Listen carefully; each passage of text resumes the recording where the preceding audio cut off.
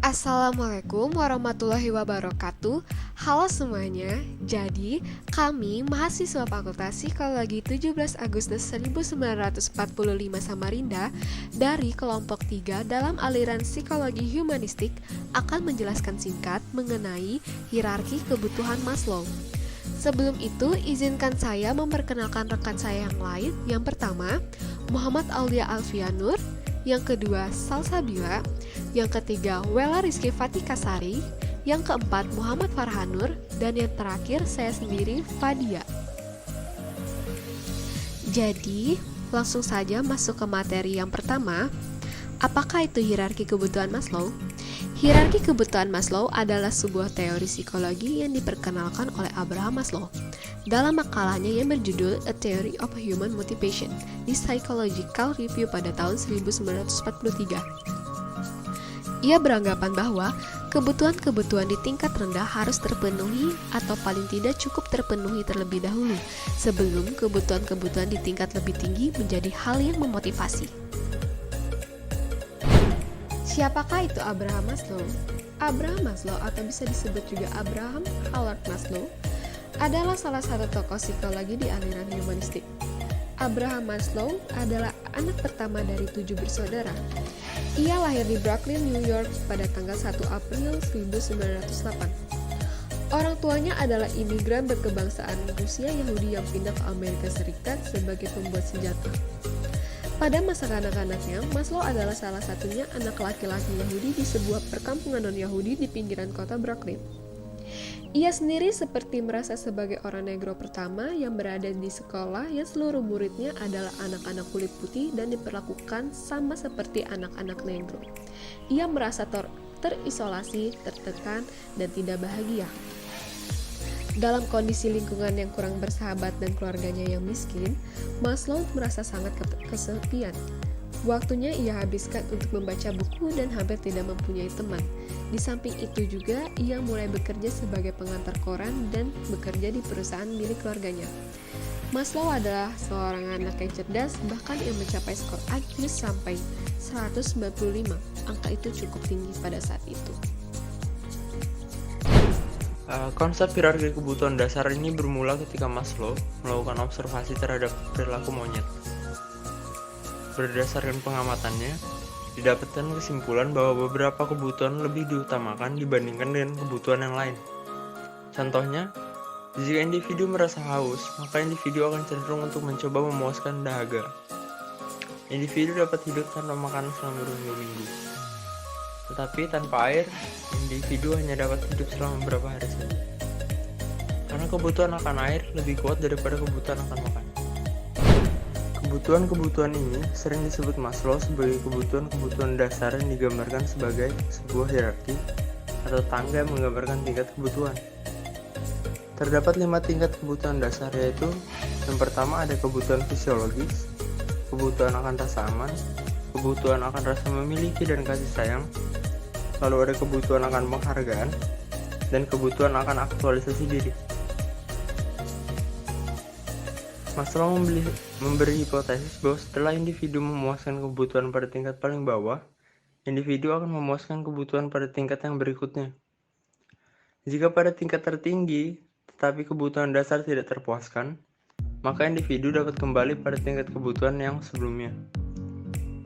Menurut Maslow, pemuasan berbagai kebutuhan tersebut didorong oleh 2 kekuatan, yakni motivasi kekurangan atau deficiency motivation dan motivasi perkembangan growth motivation.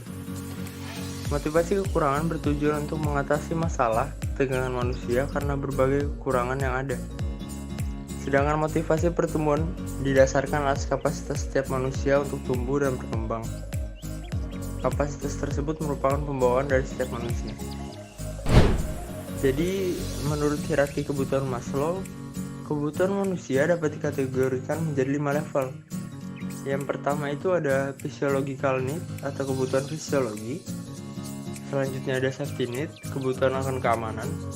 Lalu ada social need, kebutuhan akan memiliki dan kasih sayang. Lalu ada esteem need, kebutuhan akan penghargaan. Dan self-actualization need atau kebutuhan akan aktualisasi diri.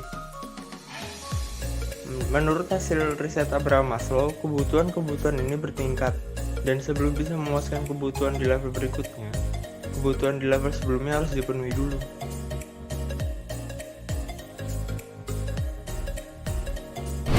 Physiological needs.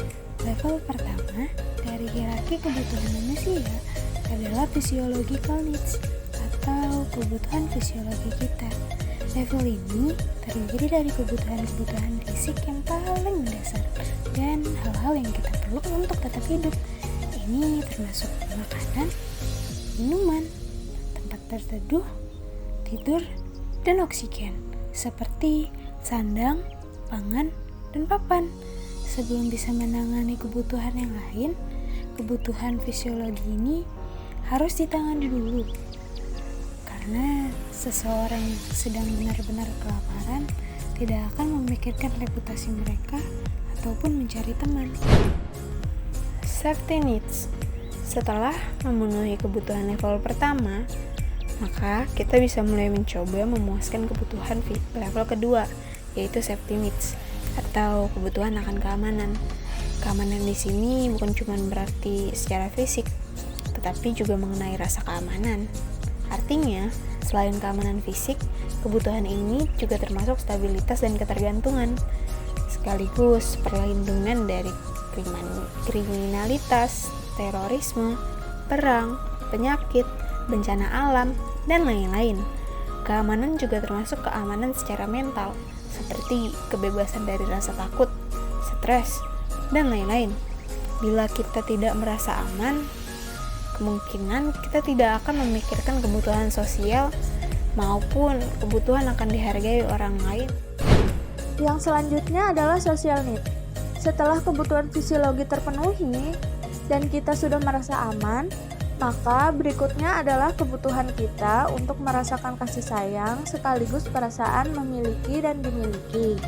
Atau social need yang dimaksud adalah kebutuhan manusia untuk merasa dibutuhkan agar dianggap sebagai warga komunitas sosialnya. Kebutuhan ini bisa termasuk keinginan untuk bersahabat, atau untuk memiliki pasangan dan keturunan, kebutuhan untuk dekat pada keluarganya, dan juga keinginan memberi dan menerima cinta. Selanjutnya yang kedua adalah esteem need. Setelah mereka merasa bahwa kebutuhan fisiologi mereka terpenuhi, keamanan mereka terjamin, dan bahwa mereka adalah warga dari komunitas sosial mereka, mereka akan memiliki esteem need atau kebutuhan untuk dihargai. Kebutuhan ini adalah kebutuhan egonya atas keinginannya untuk berprestasi dan memiliki prestis. Ini dapat termasuk keinginan untuk dihormati orang lain, ketenaran, pengakuan, perhatian, reputasi, dan kepemilikan status. Selain kebutuhan eksternal, manusia juga akan membutuhkan keyakinan pada diri sendiri, kompetensi, prestasi, kemandirian, kebebasan, dan penguasaan. Selanjutnya, yang ketiga adalah self-actualization need. Setelah semua kebutuhan sebelumnya terpenuhi, maka kita akan mencapai kebutuhan akan aktualisasi sendiri atau self-actualization need. Kebutuhan ini adalah mengenai membuktikan dan menunjukkan diri kepada orang lain. Untuk melakukan itu, kita akan mengembangkan diri sendiri semaksimal mungkin segala potensi yang kita miliki untuk menjadi yang terbaik yang kita bisa. Itulah tujuan kebutuhan ini. Tidak banyak orang yang mencapai tahap ini karena banyak dari kita yang memiliki kebutuhan yang belum terpenuhi. Kebutuhan tingkat ini berbeda dengan kebutuhan-kebutuhan sebelumnya. Kita tidak ingin lagi dihargai orang lain maupun ingin persahabatan ataupun cinta mereka. Pada tahap ini, apa yang kita lakukan adalah untuk membuktikan pada diri sendiri. Menurut Abraham Maslow, kebutuhan semua orang adalah seperti yang tadi dijelaskan. Sebelum mau memikirkan kebutuhan yang di level-level berikut, kita harus memenuhi kebutuhan di level sebelumnya terlebih dahulu. Namun harus diingat bahwa kebutuhan semua orang tidak sama, walaupun kebutuhan semua orang harus dipenuhi. Apa yang mereka anggap cukup dapat berbeda. Contoh yang sering digunakan oleh Vincent van Gogh, pelukis terkenal asal Belanda. Selama hidupnya terkenal dan tidak memiliki banyak dan hanya memiliki keinginan untuk melukis. Banyak yang mengatakan bahwa di dalam kasus ini sudah ada di tahap terakhir dari hierarki kebutuhan Maslow. Walaupun kebutuhan lainnya tidak terpenuhi, dia tidak memiliki banyak teman. Komunitas sosialnya tidak menganggap dia sebagai warga yang memenuhi kewajibannya, dan kebutuhan fisiologinya pun sangat mendasar. Menurut Maslow, dalam kasus ini bukanlah kebutuhan-kebutuhan lainnya yang belum terpenuhi, melainkan mereka sudah terpenuhi. Makanya Vincent van Gogh bisa memiliki kebutuhan dan aktualisasi sendiri, yaitu mengembangkan dan menjual lukisan yang dia buat. Kebutuhan yang dimiliki Van Gogh sudah terpenuhi karena menurut dia, untuk hidup memiliki kebutuhan dasar saja sudah cukup. Ia tidak menginginkan persahabatan, maka kebutuhan sosial sudah terpenuhi. Ia tidak merasa takut, maka kebutuhan akan keamanannya sudah terpenuhi, dan begitu juga kebutuhan lainnya. Bagi seorang memiliki 1 atau 2 interaksi bersama teman mereka per minggu saja sudah cukup untuk kebutuhan sosial. Namun bagi orang lain, mereka harus berinteraksi setiap hari untuk memuaskan kebutuhan sosialnya. Semua orang akan memiliki tingkat kebutuhan yang berbeda, dan agar kita dapat memotivasikan karyawan kita sebagai pebisnis, kita harus bisa mengerti mereka. Setelah kita mengerti kebutuhan mereka, barulah kita bisa memotivasi mereka.